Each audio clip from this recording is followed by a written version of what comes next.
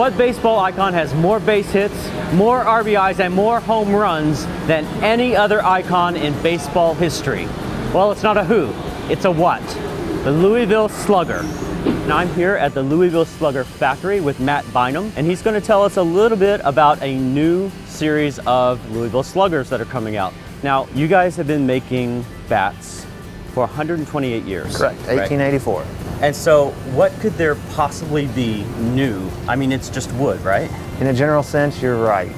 The two species that we make pretty much every professional baseball bat with are ash and sugar maple or hard maple. What are the differences between the new bat and, say, the old bat? The big difference is that the MLB Prime family of wood bats is everything that a professional baseball player would ever want in a Louisville Slugger bat, except we are offering that in a retail setting. Everything you would find in an MLB Prime bat is everything we would offer a professional baseball player, other than it doesn't have Derek Jeter's name on it.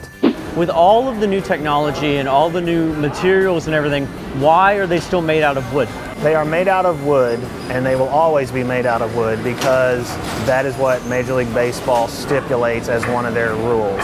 It's very clearly stated in their rules that a baseball bat that is used by a professional player must be made of a single piece of solid wood. This is the Louisville Slugger Museum that we're in right now. Can you tell us a little bit about the history of the company and how Louisville Slugger became a legend?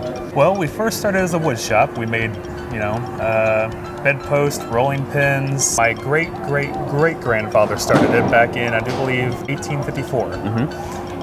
His son, John A. Hillard first, or Bud Hillard as everyone called him, was a amateur baseball player.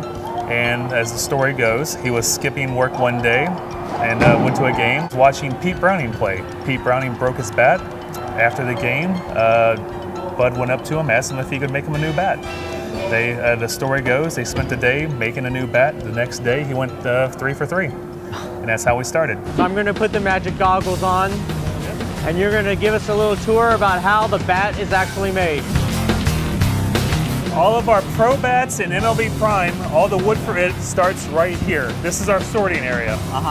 Basically, a bundle of wood will come in from the mills. Then a grader will come in, start grading each individual piece of wood, determining whether it is pro quality or not, weigh it off, and sort it into the different slots. Then our turners will come back here, select wood from each bin, and take it up to the lathe to turn it.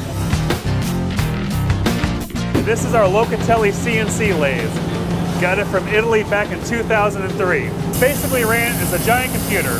Each program is brought into it as files, and by touch of a couple buttons on the keyboard over there, you can switch from model to model. After a bat's turn, it's taken over here to combination. Basically, we start with the sanding process. Take a bat, you put it in the sander, and it goes through 5 different rows of sandpaper. It then comes out the backside, where the worker picks it up, cuts off the nubs, the ends are sanded smooth, and then on another machine, we cup the bat if it's required to be cupped. Next, all bats go through a filler process like on this line here. They're actually brought back here to be pad printed. That's where the oval is put on in the center of the bat. When the bats are out of the finish area, they come over to our laser engraving area where the front brands and the back brands are put on the bat. They are then paint filled. They are then stickered, boxed, and ready to ship out. We have our own MLB Prime bat for you. Just for off-duty? Just for off-duty. Our own Louisville Slugger. Even a Mets fan might be able to hit something with this.